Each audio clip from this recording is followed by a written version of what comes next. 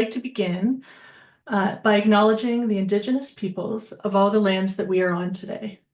While we meet today on a virtual platform, I would like to take a moment to acknowledge the importance of the lands which we each call home. We do this to reaffirm our commitment and responsibility in improving relationships between nations and to improve our own understanding of local Indigenous peoples and their culture. From coast to coast to coast, we acknowledge the ancestral and unceded territory of all the Inuit, Métis, and First Nations people that call this land home, and endeavor to move forward in a spirit of reconciliation and collaboration.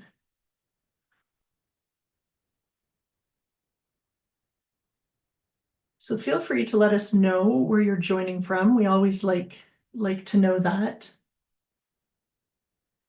And as always, you can find us on social media. We're on most platforms, so please give us a follow and continue to check our Help for Dementia website, helpfordementia.ca, for our upcoming webinars. We'll have at least one a month in the coming months, so please check there. Also, this recording tonight will be on the Help for Dementia website, so if you missed anything or you want to give it a rewatch, that's where you'll find it. And then just some general, excuse me, some general housekeeping. Tonight we're going to take questions towards the end of the night while we listen to Suza's talk. So we ask that you have your microphones muted unless you, if you have a question, feel free to put that in the chat and we'll gather those questions. And at the end, when Suza's done her talk, you're welcome to just raise your hand and ask your question.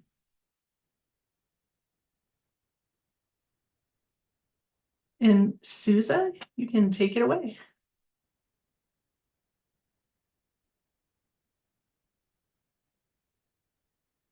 Hi, I'll just sharing my screen. Just give me a moment.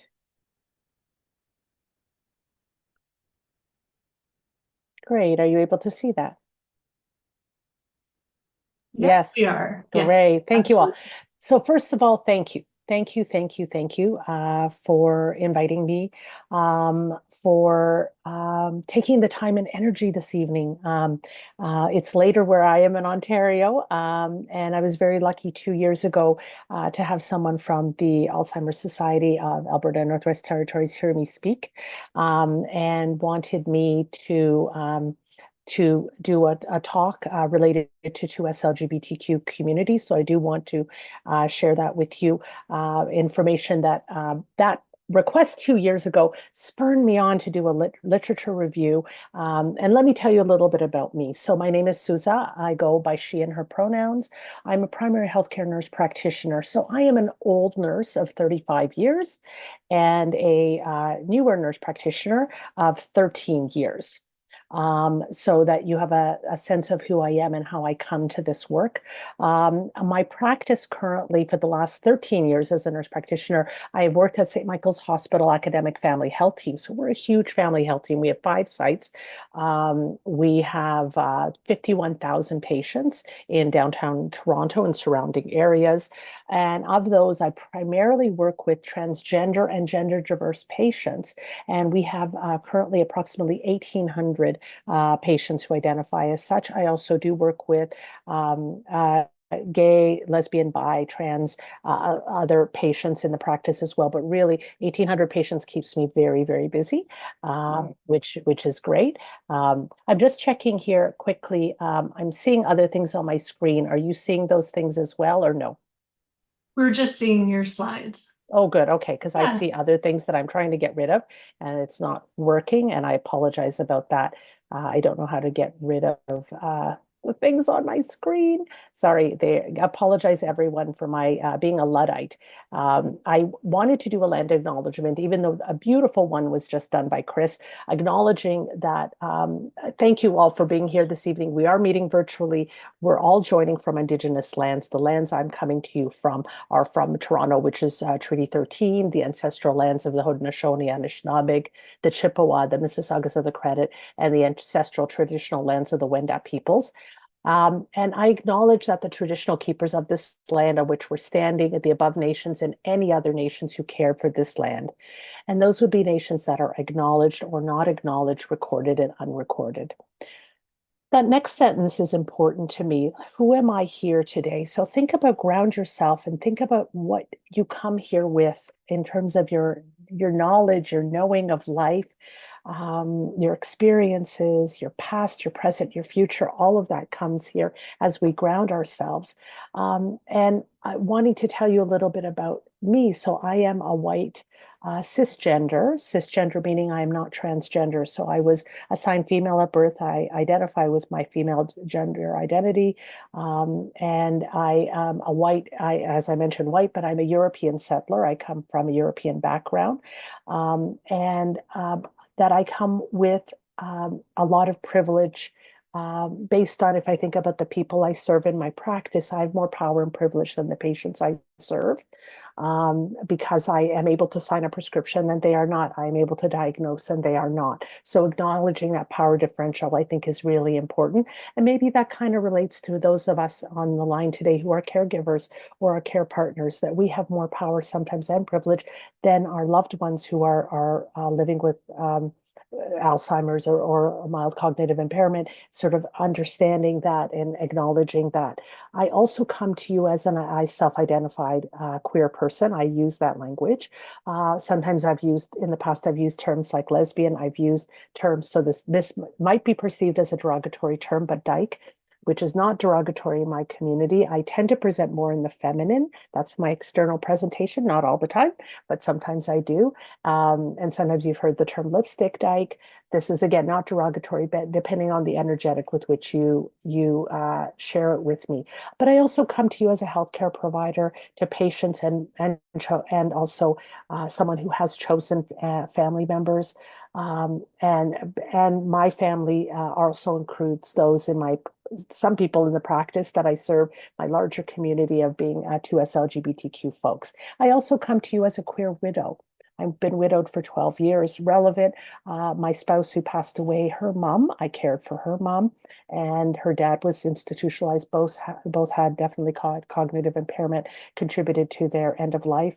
And so I had the great opportunity and honor to care for them and spend time with them. So next, I look at the further line acknowledgement. I'm not going to read this, but this is really a supporter that was at an Indigenous land defender protest. And I just really love what this sign says and the energetic that it raises. So when you have a chance to look at these slides on your own, I would love for you to take that information in.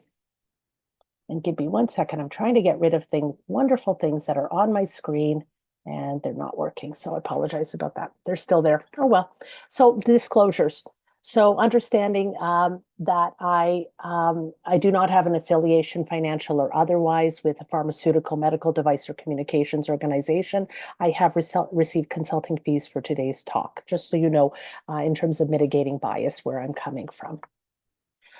So what are we going to talk about today? So we're going to talk about a common language glossary. So we're going to talk about terms that you might hear. I've already kind of given you some terms in terms of how I describe myself, and understanding that the way I describe myself, how I tell you who I am, gives you permission to use that language back to me. But if I didn't use that language, I think I would, if I were a care provider or care partner, I'd be listening to really hear how a person describes their identity, be that related to sexual orientation or gender identity. We're going to talk about the context of historical discrimination against 2SLGBTQ people. We're going to talk about challenges. So this is a little bit of a downer talk, so sorry about that. We're talking about the negatives, but from the negatives comes the resilience and the working through this lived experience. So understanding that we're going to look at challenges that the 2SLGBTQ folks face in the realms of mental health, challenges in terms of accessing mainstream services, physical health challenges, and considerations for those with dementia, as well as HIV-associated neurocognitive disorder. Well, I'll have some case studies. We may or may not be able to get to them, but those are things that you yourself can look at and spend time with other folks and go through them and review them.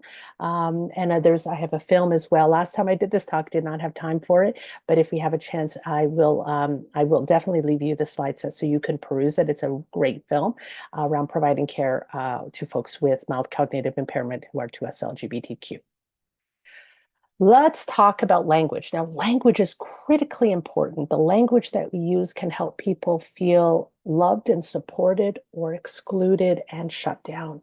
So language is really important. Now, are you going to make a mistake? Yep, you're going to make a mistake. When you make a mistake, because you're human, I want you to own it, take ownership, apologize in the moment, and move on. Not focus on the mistake you've made. And I make mistakes all the time. And part of it is that you take ownership, I think, and that's actually critical, that you do that and that you be able to do that. So 1 second, I apologize to everyone. I love you all. And I'm trying to fix what's on my screen. And give me a moment. It says mute all.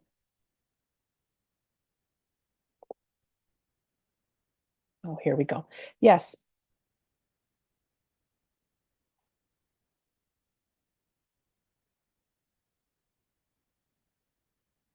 1 second, everybody. Love you all. Thank you for your patience. Great. So let's talk about, now I fixed it and I feel very happy about my life. So let's talk about two-spirit folks. So you may have heard this. So notice sometimes people call it the salad bar of letters, like, wow, there's a lot of letters there. There are a lot of letters there. And there are letters because we want to be inclusive and honor people's experience. And so the first term, and it's strategically placed in at the beginning, is an acknowledgement of two-spirited people as our Indigenous people, as our original peoples. Understanding that folks who identify as two-spirit could also identify as gay, lesbian, bisexual, trans, or intersex. And that this language actually came from more so non-Indigenous communities and has been adopted by some Indigenous cultures. It could also describe historically like a societal or spiritual role. So historically, two-spirited folks were seen as mediators. They were the holders of the ceremonies.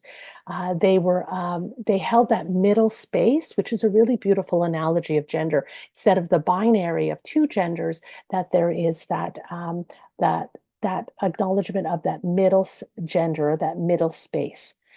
So that's going to be a term that you're going to see consistently. You may also see the term lesbian. So that would be a person, someone might say, I'm a lesbian. It's an older term, I find. It's still used by lots of folks. Generally, it is a woman. So it could be a cisgender woman, someone who was born as myself, I'm female at birth and identifies with the feminine, but it could also be a trans woman. And that person, regardless of their gender identity, feels that they're emotionally, physically, spiritually, and are sexually attracted to female identified people. It says women, but I would say female identified people. So someone could transition from, let's say, a sign male at birth, person who transitions to the feminine, and then prior to transition, maybe had sexual attraction to female identified people. After transition, may not, but may continue to have desire for connection with other female identified people. And that person may or may not identify as lesbian. Again, let's talk and ask questions. Gay is a term you've likely have heard, and it's a person who's enduring physical, romantic, spiritual, emotional, and or maybe, may not always, sexual attraction is usually to folks of the same gender. And it can refer to men or women, that could be cisgender or trans. And some people would prefer, like if they're attracted to women, might prefer lesbian as opposed to gay. Often gay, I've heard more so, it is more of an umbrella term. In that I would say I'm gay, but I tend to use it, or you've heard me use the word queer, and I'll mention that later. It's more of a term, a more current term, and sometimes the folks that we're going to be providing care to might be a bit older than myself, and so might identify more with saying that they are gay or lesbian as opposed to queer, but that's again asking. A bisexual is a person who is emotionally, physically, spiritually, and or sexually attracted to people of more than one gender, though not necessarily at the same time. So understanding when you're looking at all of these terms is that 2SLGBT communities, we are not homogenous. We're not all the same. In fact, we're very diverse. We're varied. We have intersectional identities, and we'll talk about that later, and which really means that we have very different lived experiences. I cannot speak for other lesbian or queer people. I can speak for myself. So it's important that just as someone who is living with Alzheimer's cannot speak around everyone's experience, they can speak around their own. And so every member of the community will use the terms that feel appropriate to them. And for instance, most seniors, as I said, will not maybe use the term queer, as it was once used as a slur. But the term has now been reclaimed by the community, and it tends to be used by it's younger. I don't think I'm younger, but youngish to us LGBT communities. And it's a really encompassing, how I said sometimes gay could be an overarching term, queer would be an even larger term, where someone who's two-spirited, lesbian, gay, or bisexual may just say I'm queer. And then if you for some reason needed to know who their partners were, if that was relevant to the care you're providing, then it might become more clear. But however, how they identify is how we want to honor that. So looking at this reference is excellent. It's the Rainbow Health Ontario website. So wanting to make sure that you have that excellent reference. Great. So let's look at term I've already used, which is the term transgender. So it is also an umbrella terminology, and that has to do, another term for that is incongruence. So when your internal sense of self does not match the gender that you were assigned at birth. Also, the word trans, when you look at chemistry, means the other. It can mean transcending beyond, existing between, or crossing over the gender spectrum. Important that we not always think of it in the binary, like someone is transitioning from blank to blank. Trans also is inclusive of folks who are non-binary, and you will meet more and more non-binary folks who identify with one, both, or many genders. You might see, it's not listed here, but the term gender diverse or gender variant or gender queer. These are, how would you know these terms? I mean, you wouldn't, and I think it's just being honest about that and asking folks how they identify, document that, and then asking folks about the pronouns that they use and where we can use those pronouns. And do they have a name or an authentic name or a chosen name that they would like us to call them? So you noticed I put down my name, Suza. That's actually not my legal name, but it is a name that I will be changing my name. That is an authentic, it's very close to my legal name, but it is a name, I call it my heart name. So that would be a name I would want all of you to know, as this is a heart kind of presentation, understanding that as a member of this community, mild cognitive impairment is likely to affect not just my spouse's mom and dad, but also could affect me. And that's sort of another reason that I'm here as well, because I am motivated to learn as much as I can so that I can support myself and my own community. So understanding that folks who are identified as trans or gender diverse, that they may or may not have sought hormone therapy, they may or may not have had gender affirming surgeries. They don't have to do either of those things to be trans or to be gender diverse. Now, the term queer, so as I mentioned before, it used to be previously a slang term or negative term, derogatory term. And some members of the community, and I would say more younger, have embraced this term and reinvented it as a more positive and proud political identifier when they talk about themselves. So again, honoring the language, document it. This is how people want to be referred to, so let's honor that. And intersex is more of a biological term. So it's a person who was born with their reproductive system, their chromosomes and or hormones may not easily be characterized as male or female. Could be, for example, a woman with XY chromosomes, or for example, someone, a male who was born with ovaries instead of testes. It happens in about 1 out of every 1,500 births. And typically intersex people are assigned one sex, male or female. This was historically done at birth, which was causing significant harm to people, to children. And now the belief is that we should allow people, like young folks or little ones, to identify their own gender, to allow them time to come into their own gender. Understanding that intersex people will some may identify with the sex assigned at birth, but others may not. Some may actually be very proud intersex folks. So I have met folks in my practice who are intersex. Some identify as trans, many do not. I mean, again, it's understanding this, and this is, again, as I said, the salad bar of terminologies and learning all of this. But the basic point I want you to take out of all of this is that language is critically important, and it's how we make our first impression with people, and it's about creating that a respectful communication and meeting folks where they're at. So when a 2SLGBTQ senior uses a term you're not familiar with, you could ask them, like, how, what does that mean to you? And then you can, reply and mirror that back to them. So, and ways of affirming language that you could use are words, and you've heard me say this for myself, like my spouse or my partner. I tending to not use words like husband or wife or mother or father. I'm practicing that in my life to use less gendered language. And then when you're caring for transgender seniors, very important that you ask them about their pronouns and their chosen name that they want to be called. And that can make a huge difference in their comfort level. Also thinking about asking them, where can I use that name? Where is it safe? So it might be okay when I'm on the phone. Is it okay when I call you? So let's say you're taking care of a person or someone in your family, and they're now going by the name Mary. So I'm with you now, Mary. When I call you, is it okay to say Mary? When I'm calling you in the waiting room, may I say Mary? Is it safe to do that? When I call you, where is it safe and not safe to use that? When I'm calling you at the care facility where you're living, do they know? And when I say Mary and she, let's say if that's your pronoun, that person's pronoun, will they know who I'm talking about? So super important is not to make assumptions, not guessing, always ask, apologize. And when you make a mistake, not if, because you will, and then correct it right away and immediately show the person by replicating. I also practice. So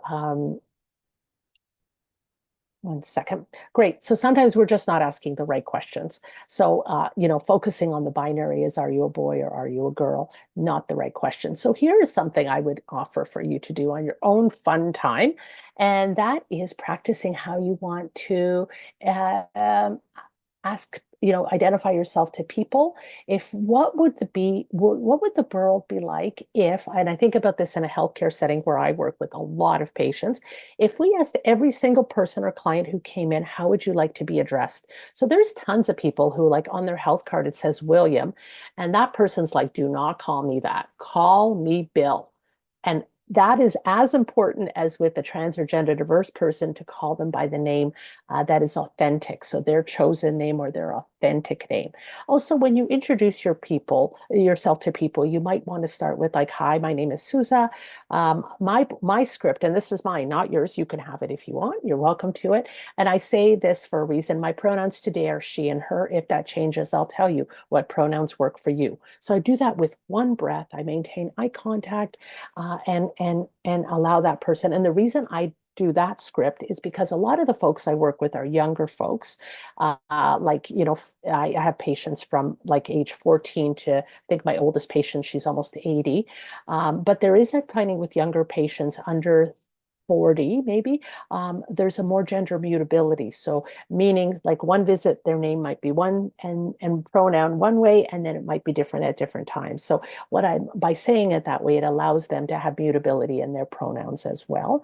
But even practicing at home, like, hi, my name is Bill, my pronouns are they, them. And how would that be? Practicing with they, them pronouns, because that is not something maybe you have had practice. I know growing up, my world was very binary. So they pronouns were not as common. They did exist, but I didn't ever practice using those pronouns. And so I would practice, like, I met Bill. Oh, have you met Bill? Oh, they're lovely, aren't they? Yes, I love them. And they do this and that. So I actually, in my head, have a little conversation about a person practicing with they, them pronouns. So I would really encourage you to do that. So now let's look at a context of historical discrimination, understanding that life has not been easy for trans and non-binary people historically, which is hard to acknowledge, but is true. So think about the person in front of you who went through all of these events, and who would that person be today? So if they were in their early 20s when this was happening in 1969, let's say, they would be in their late 70s right now. So thinking about politically, historically in Canada, things that were happening that were impacting this person's life. And then when you're providing affirming care and inclusive social services, it's important that we as care partners, that we acknowledge that those political and social norms that have existed through this person's lifetime of this 2SLGBTQ senior. Not listed here too, just understanding that consensual sex between individuals of the same sex was a criminal offense until 1969. That wasn't that long ago.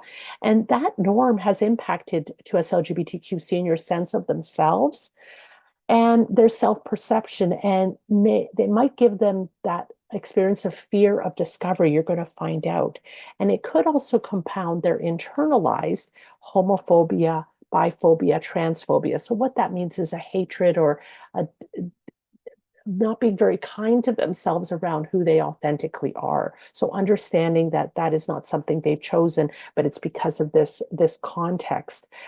Further back in 1952, the official diagnosis of homosexuality, it was still seen as a disturbance, a sociopathic personality disturbance.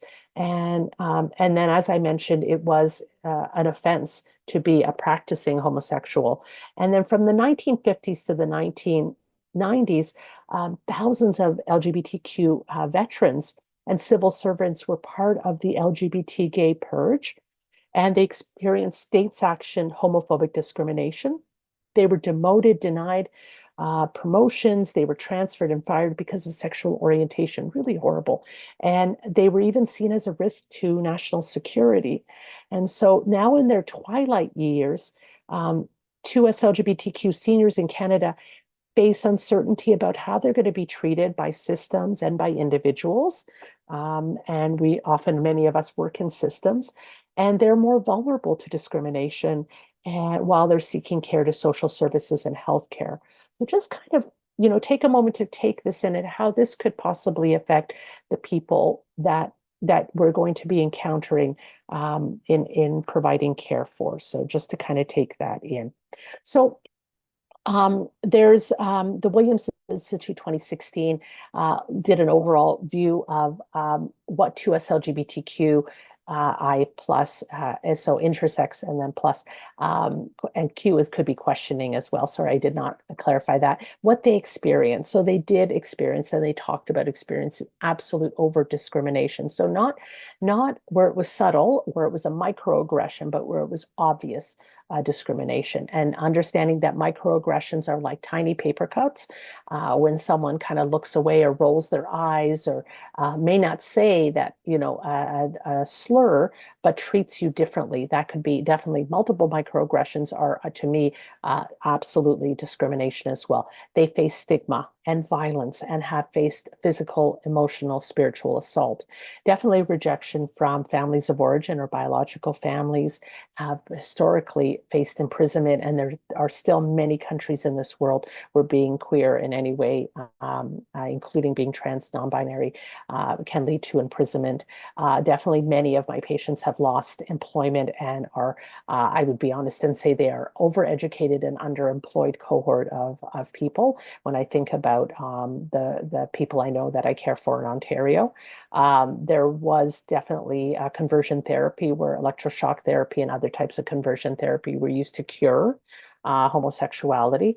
And then also the impact of HIV from I've taken care of. I started off as an HIV nurse, so I have a background in HIV care, and I was, I think it was minimum one funeral a week that I was doing in Toronto in the late 80s, and part of care, setting up care teams. So understanding the impact for those who are either living with HIV still and living with survivor guilt. Why did I live? And my partners and my friends all died.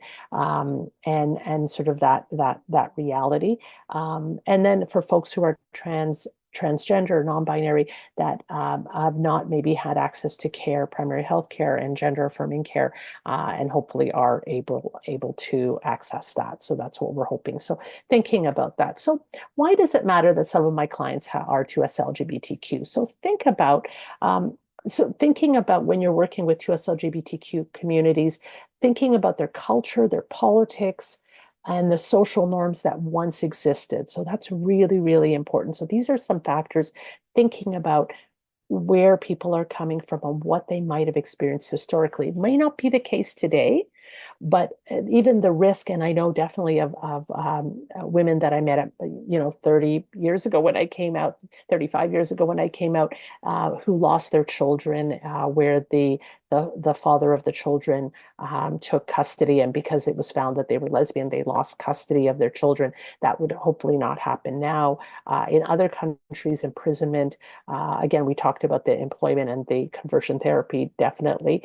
But understanding that these are real things, and this sort of a repetition from the last slide, but understanding that it's so obvious that it's happening, that these norms that people went through are impacting people's self-perception, and they're also how they feel about themselves, and they may hide who they are authentically because they're afraid that you will treat them differently.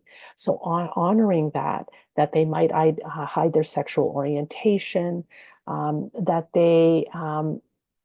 they may hide their gender identity, and that during the course of their illness, when they're having a decline in their neurocognitive status, it could also affect how they feel about themselves. So understanding that fear of discovery is real for folks, and what we're here to do, and hopefully that you get out of me talking too much today, is that it's our job to create safe space for folks that they can be their authentic selves, and we show them that by being ourselves with them.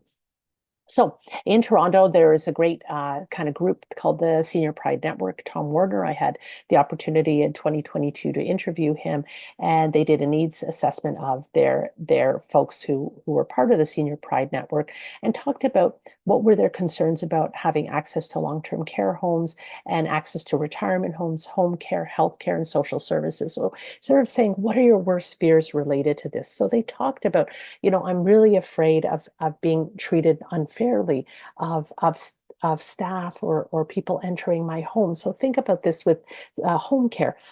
Home is your safe space. Home is where you can relax and be yourself. You're letting someone come into your home because you need care, you need support. And what if they comment on negatively on artwork on your wall, or they make fun of something that's important to you in your home? Now home is not safe. Home is the last sort of space that has to always remain safe. So understanding that. What else did the seniors mention? They mentioned that they were afraid of experiencing discrimination, harassment, abuse, both verbal and physical, mistreatment, marginalization, rejection, neglect. I think we're all afraid of that. But when you have, and it's known that you are 2SLGBTQ, it might be more likely that you could experience that. You also might be forced and feel like you need to go back into the closet, conceal your identity, be that if your gender identity, if you're intersex, or your gender expression. That would be more for trans and non-binary folk, that they feel they need to revert back to their birth gender identity when it's not authentic for them. And also they're afraid of those of us who are care providers, that we're going to not be trained, that we're going to be prejudiced, that we are not, and part of coming here today is that we get that sort of knowledge base, and that we become aware and provide a loving and, again, safe space. That's what it comes down to. So something that we know that people experience is something called minority stress. And I think, and this is again from the excellent Rainbow Health Ontario website. And just so you know, heads up, I didn't disclose this, but my second job, I work for Rainbow Health Ontario. I'm a clinical consultant and have been working with them for the last 10 years on top of my full-time job. So just so you know, I value them highly because their resources are excellent, but I am biased a little bit in that area. So, and what minority stress is, that accumulation of stress and discrimination and stigma and violence in someone's lived experience, and it contributes to negative health outcomes and barriers to accessing health and social services. And over time, these individual experiences of sort of having these negative experiences becomes internalized, and that can create both acute and chronic stress, which is known as minority stress. And that acute and chronic stress can, as we know, lead to physical health challenges, mental health challenges, spiritual health challenges. So understanding minority stress is real. Another factor to think about is multiple factors in what makes up a person and their identity. Things like your age, your race, your experience of disability, and your immigration status. All of these things and including sexual orientation, gender identity, your gender expression, all of these can affect and lead to adverse health outcomes. And so the effects of discrimination of LGBTQ seniors and based on their sexual orientation or their gender identity, that can be on top of that layer ageism, which we know is very prevalent in everywhere in the world, but like where people are looked down upon because of their age, when instead of honoring our elders and giving them the time and space they deserve.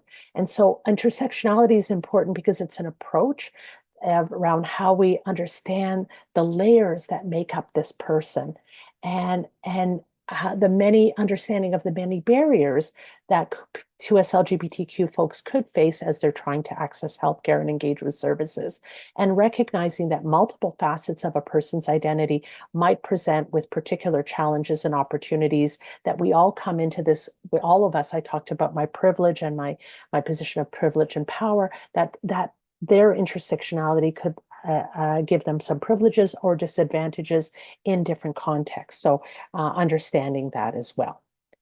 Another term I think that's important is heteronormativity. So it's that assumption that people who are heterosexual and cisgender, so remember that term cisgender or cissexual, cis heterosexuality refers to cisgender, refers to folks who are not trans or not non-binary, and understanding that those assumptions can hurt people as well, and that we might potentially see their relationships as not being real or legitimate. In terms of their friendships, where people's friendships could be their family, where their partners or their life partners could be, and that we're not discounting that because we are being heteronormative, that we're assuming everyone is heterosexual and that everyone is cisgender. So making those assumptions, as we know, is harmful. And we know that throughout the literature that this has affected LGBTQ people in accessing dementia care. So we're wanting to really address that and work around that.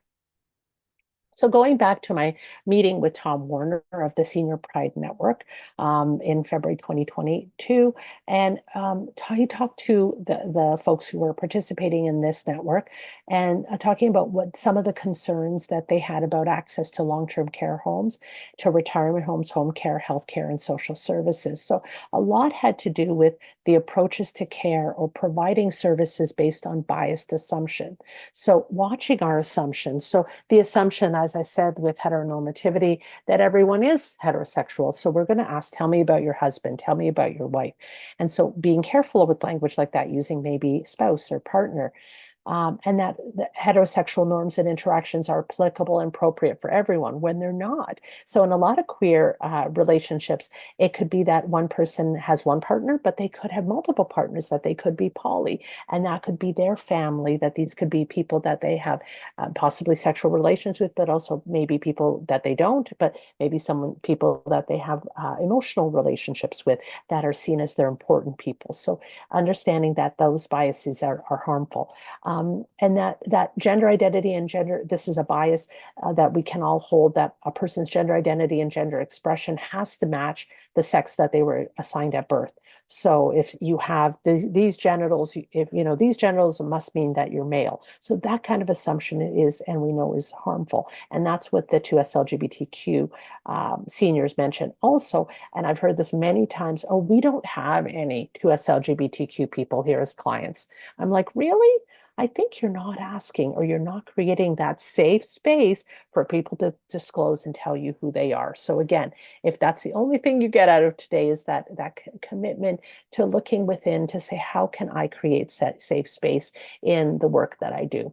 So we were talking about challenges in access to care, and now we're going to look at challenges related to mental health. And so we know these are kind of sobering stats, and I apologize about that, to have some kind of heavy information there. But understanding that 65% of 2SLGBTQ seniors have experienced verbal harassment, physical violence, the depression that they've experienced, definitely increased levels of depression in trans folks, as well as trans seniors have higher levels, definitely high levels of suicidal ideation, and as well as those who are over 50, higher levels of verbal insults and physical violence. And gay cisgender men, so have also talked about, and those would be the folks who have the highest level of privilege probably, but they have also talked about internalized homophobia, higher levels of alcohol abuse, and suicidality. Also, folks themselves do not feel like they have trust in the care that we are providing related to the health inequities that they've experienced.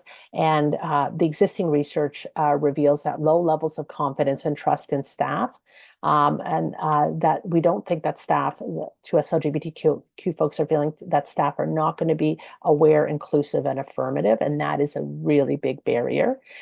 And for LGBTQ people who have dementia, and for those, particularly those who are older, this is particularly problematic because there could be additional barriers to feeling comfortable sharing information about your sexual orientation or gender identity, because you're afraid of having stigma or prejudice against you, based on the social and political attitudes that are there. And related to sexual and gender variances, experiences that you might have had earlier in your life. So remembering that timeline, you might have been treated poorly earlier, and with dementia, you might be thinking about the past and maybe have lost more recent memory. So understanding that that could be really alive and well for this person. Understanding too that our culture is heteronormative, like it absolutely is. And the onus of disclosure is on the LGBTQ person. So if you don't ask me, maybe I won't tell you. So how do we create that space of again, safe space that folks can feel comfortable telling us who they are, and going also working closely with the care and the chosen family. And often there's that experience of needing to come out over and over again, and then the fear of coming out. So super important when someone does disclose who they are, authentically document it and share it with everyone else on the team around who this person is, how they want to be referred to, be that their authentic name, pronouns, or their orientation. And then often, as I said, that 2SLGBTQ older folks feel like they have to go back into the closet. Also, understanding that folks with dementia can have other disabilities, so that intersectionality could have a concurrent mental health condition, long-term health condition, sensory impairment. They could be neurodivergent, have a developmental condition, or another form of disability. Understanding that that's just another layer. Also understanding social isolation. So probably, just one sec, I have a cat here who's upset. Thank you very much. I have a happy cat now. Understanding, sorry, y'all, that LGBTQ seniors. So the biggest disease I deal with in my practice, honestly, other than mental health, would be social isolation. That is something that's very common, and most definitely for all seniors, I could say, but for 2SLGBTQ seniors, they are definitely more likely to live alone, less likely to marry and have children compared to their counterparts. They also may be less likely to be connected to their biological families or families of origin, and have fewer options for informal caregiving, leading them to rely more heavily on things like institutional supports. And then children of 2SLGBTQ seniors, which I thought was interesting, are less likely to help their parents, and which I didn't realize that was the case. And in some cases, the older adults might conceal their identity from their children because they fear rejection. Interesting that bisexual men and women did report higher levels of loneliness, and trans older adults definitely had higher levels of loneliness. And that as 2SLGBTQ folks, we are more likely to be estranged or no contact with family of origin. That doesn't mean we all are, but some are, and more likely to live alone and less likely to have children, and more likelihood of social isolation related to that. And that can worsen definitely when you layer on to that diagnosis of dementia or mild cognitive impairment. Next of kin and power of attorney. So this is important, is that this language can be problematic because family of origin may not be included, and really important that we document this and who are your important people. My language is who's your village, who are your people that you lean on and they lean on you, and your living situation, and understanding that can look a lot different than what you may know it to be. Also chosen families, so honoring that our families may not be recognized by healthcare and providers, and that chosen families can have their own challenges related to health and aging and being able to provide support. And those of us who have concealed our identity from care providers, who might end relationships with chosen family because we're afraid they're going to out us. So meaning they're going to tell my care team, or at the long-term care facility, or at home, they're going to out me. And we have to really importantly respect our clients' chosen family and connections when whoever is listed as next of kin or substitute decision maker and are listed in living wills or designated as the power of attorney, we need to honor that and keep those lines of communication open. So when we're looking at legal issues and planning ahead for end-of-life care, understanding this is EGAL, the Equality for Gays and Lesbians Everywhere, is a really great, they have a great document called Crossing the Rainbow Bridge that talks about your rights in care, consent, power of attorney for personal care and property, tax benefits, advanced care directives and planning, medical assistance in dying, last will and testament. Like, it's very inclusive and it's a great document. I would definitely make sure you have access to that. And talking about these issues prior to loss of capacity, understanding that it might be different for 2SLGBTQ folks, as the power of attorney might be a friend, might be a partner, might be someone else in the chosen family versus family of origin. And super important to clarify with our clients and our people, who can we share this information with, and document this and check in. If don't just leave it in the chart or in the file. Check in every period of time to confirm, is this accurate? Is this what you continue to want? We should do that with everybody, but it becomes a little more convoluted with estrangement from family of origin. So there are also challenges for those of us who are 2SLGBTQ and our carers. So for people, so just getting away from that, so people with dementia who are 2SLGBTQ are maybe less likely to live near their family of origin. So the carers then are faced with the additional travel time to them.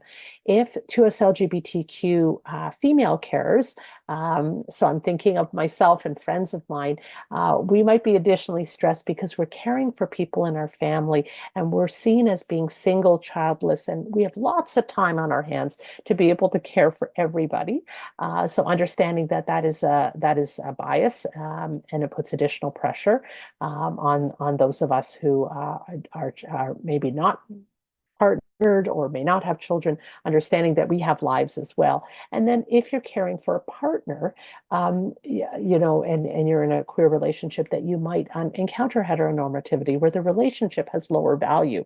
Like, this person, even though you've been together for 10 or 20 or 30 or 40 years, the care providers are referring to you as the person's friend versus their partner, their lover, their spouse. And you might be refused access, and that has happened definitely, to visit your partner due to a lack of a legally recognized relationship. So that clearly is unacceptable. So we need to work against that all the time.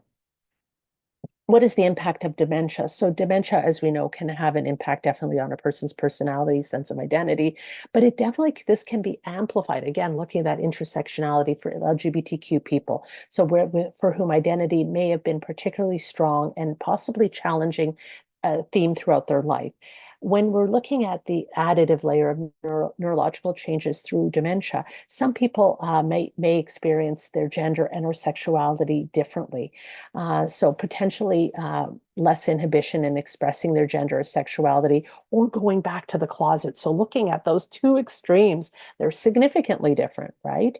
Also thinking about, remember that timeline, and for someone who's in their 70s, so that history of criminalization of being queer. And so understanding, we often talk about using reminiscence therapy. This may not be the best practice for queer seniors, as it could actually bring up that history of criminalization. So just being careful when we're doing that, that we're gently going in that direction if we're wanting to engage with folks around reminiscence, that it could be a negative potential, but it could also be a positive.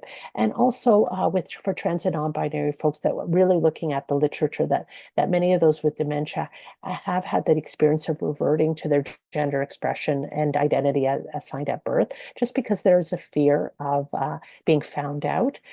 So that level of discomfort or dysphoria is not only for that individual, but also for their loved ones who have been loving them and living with them in their affirmed gender, but now they're reverting back, some of them, back to their birth gender or their assigned gender from birth.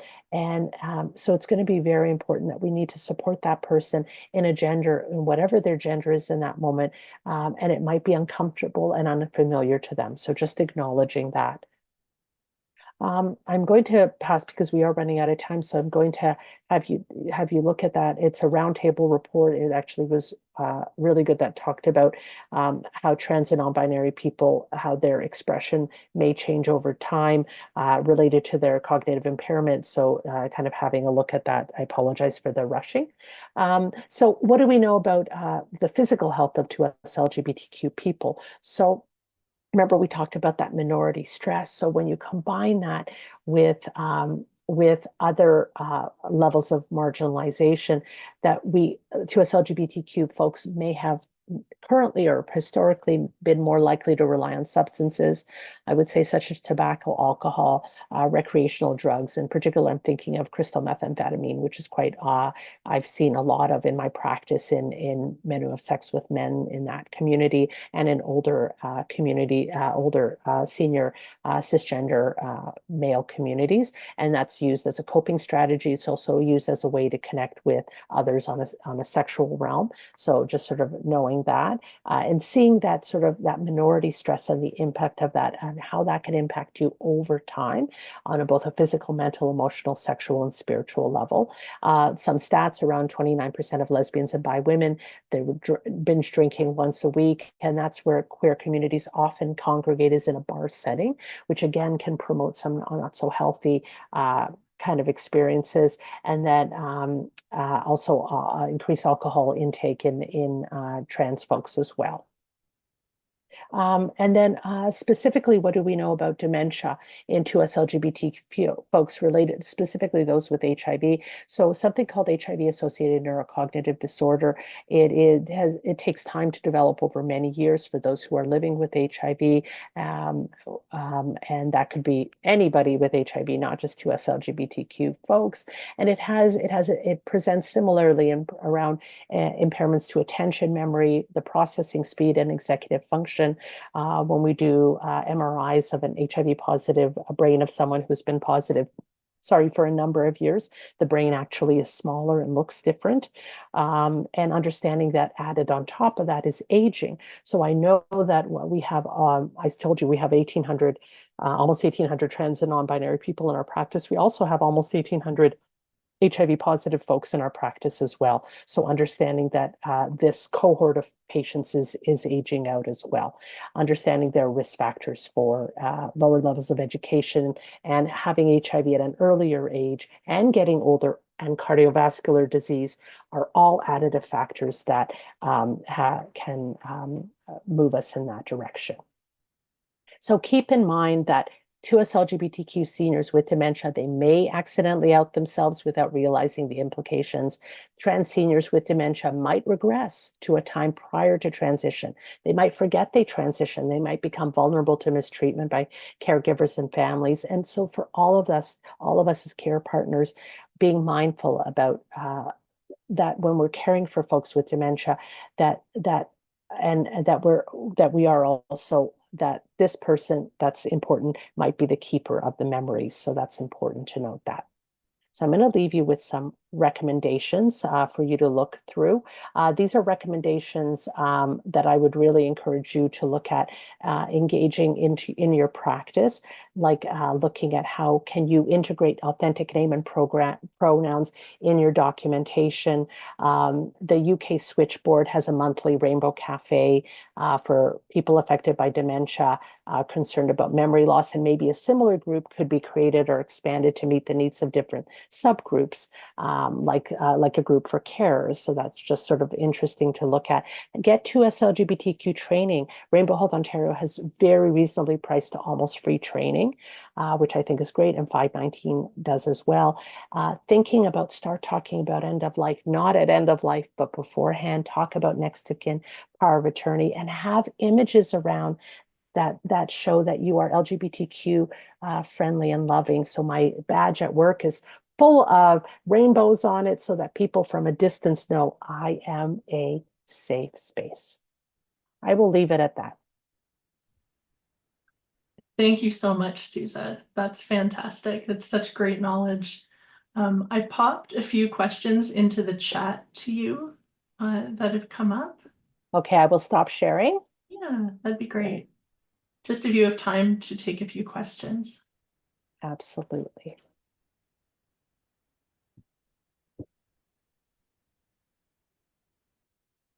Sorry, everyone. Thank you so much for your patience with me. Okay, great. Some questions from the audience. So if someone who has lost capacity changes their pronouns or sexual identity while in care, is it the care home's responsibility to share these changes with the family or the care partner? Great question. Wow. I think it is. I think it's important that we honor that person's reality in the moment, meaning they have their I think it's helpful. I think it might be a learning curve for the family, might be a challenge for the family or the care partner. But I think it's helpful because we want to connect with that person where they're at in this moment. And if it changes again, it's mutable, it changes, that we want to honor their current reality in the best way. Again, let's create safe space around this person where they're at. Next, hopefully that answers, is there something physical we can put out in our space or change in our space to know? Yeah, that's great. So look at Rainbow Health Ontario. I put a great link there. There are definitely posters. I have things that I have around me here. Just looking for them here. That says I lost it here. It says I am a safe space. It's a sticker from someone named Stevie Bees online, and it has trans colors on it. So understanding you can wear rainbows on if you wear a lanyard, and anything with rainbow is super helpful. Oh, pronoun pin, very important. My pronouns are she and her. So I have that because I know patients, and I'm wearing a mask, and sometimes I'm wearing a shield, and I'm wearing lots of layers that you can't see me. And so I really want patients to know I'm safe. If you are masked all the time, I now know for the next time I do this talk is to show you what my lanyard looks like. It weighs about 42 pounds because it has so many things on it. So I have cervical neck strain from carrying it, but it has a picture of me on it smiling. And that's important because if I'm masked all the time, people don't know what I look like. And I want them to know that I am a friendly face and an accepting face. So that's important. To do that. So definitely get that imagery up there, the rainbows. We have a person living with dementia who has a grandchild that recently started to identify as female and uses a different name. And the person living with dementia will forget and use the grandchild's old name. Old name, which is hurtful to the grandchild. Any tips? Yeah. So I'm wondering if gentle correction, like sometimes I'll say, like if they say Bill, I'll say, oh, you mean your grandchild Mary, and then checking in with the grandchild to say, just understanding your grandparent is their cognitive, they're here physically, but their brain is not always here. They're sometimes in the past, so they know you as a different person. So can we allow for some misgendering and dead naming, which is when you name someone um, um, incorrectly, dead naming someone. So can the grandchild have some leeway, allow for that? And then someone, sorry, I'm trying my best. Is there higher risk of Korsakoff? I haven't seen higher levels of Korsakoff, but definitely with higher rates of alcohol consumption, that could be likely. So definitely bearing that in mind. So you've noticed different things like, yeah. So if I was, yeah, I would always, as a Canadian, I would, thank you. And thanks for catching that. It was different each time. I apologize about that. Should have been consistent. The consistent way I would do it is 2SLGBTQ. I don't think it's wrong. You can exclude 2S, but I think it's important that you include it. And ideally we include it at the beginning. And I think to honor our original peoples is what I would suggest. Doesn't mean it's wrong.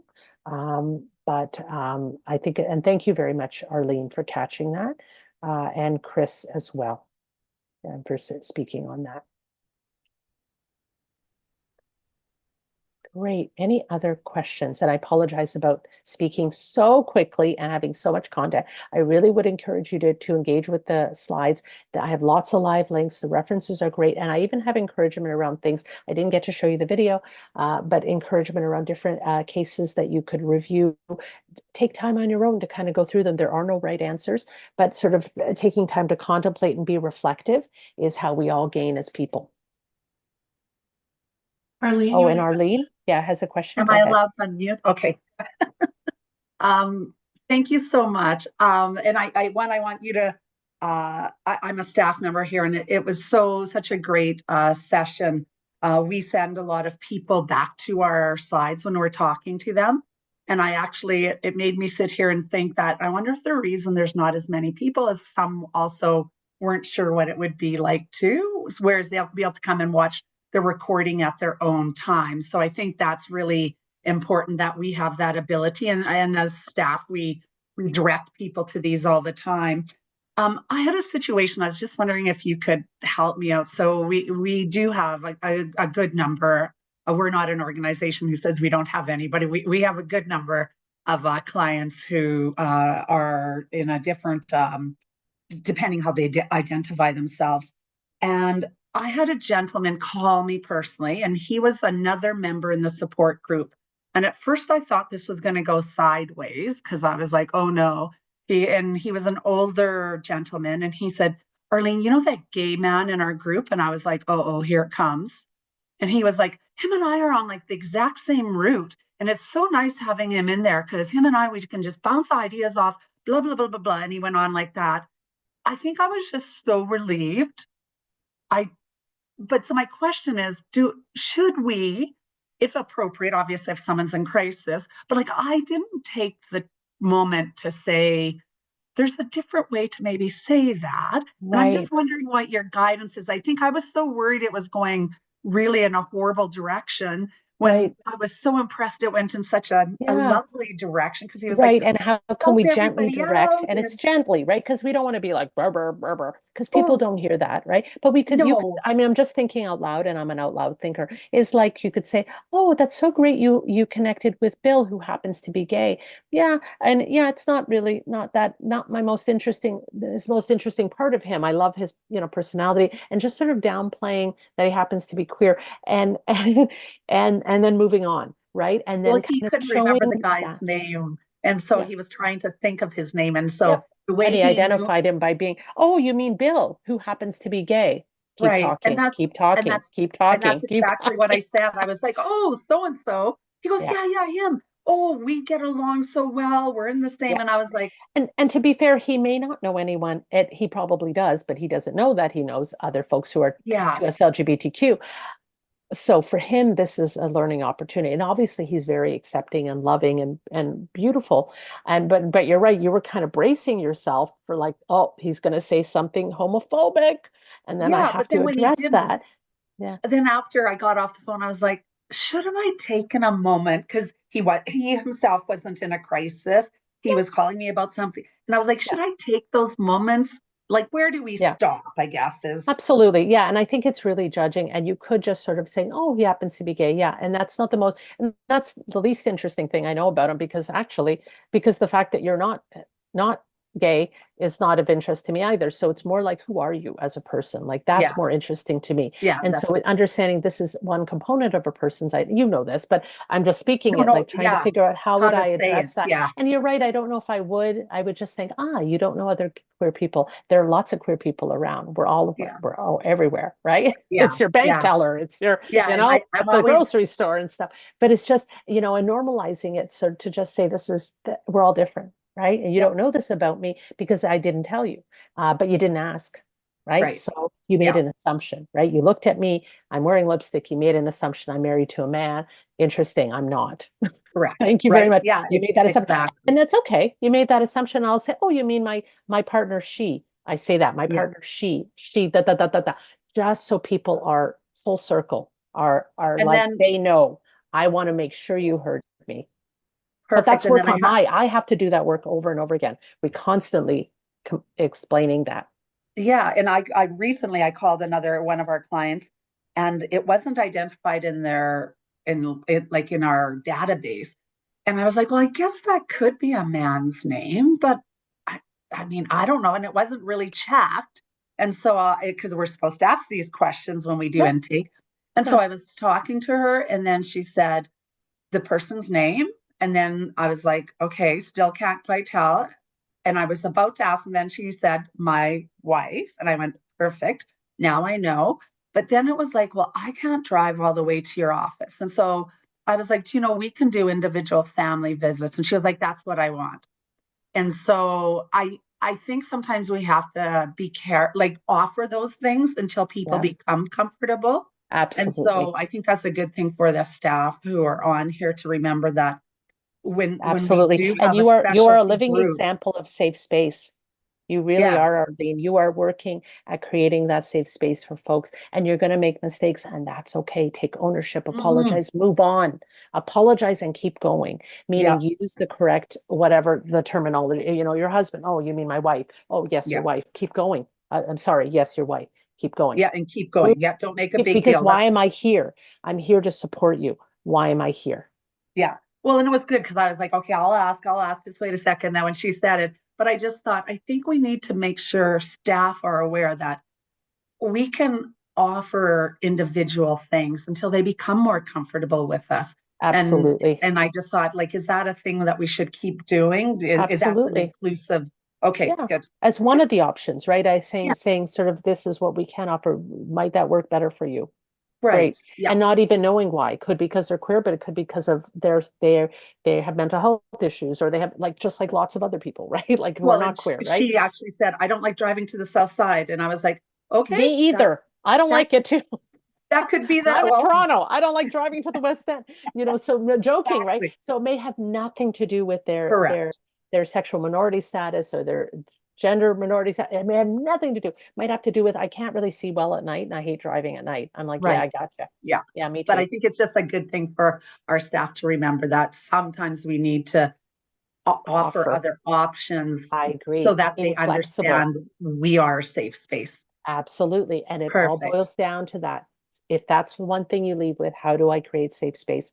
How do I have imagery? How do I have language? How do I create that? How do I come in with that energetic? You're doing it already. And it's just about practicing it more and more. Yeah. Perfect. Yeah, Thanks. you're doing That it. was You're really great. great. You're awesome. You rock. Well, thanks, Suza. Thank you very much. Thanks everyone for joining us tonight. And I will forward all the slides and definitely have a look. That's wonderful. And I'll send a link out to everyone who registered with the video and then your slides. Thanks very Very much, good. everyone. Thank Take you Perfect. all. care. Thanks. Have a good night. Thank you all.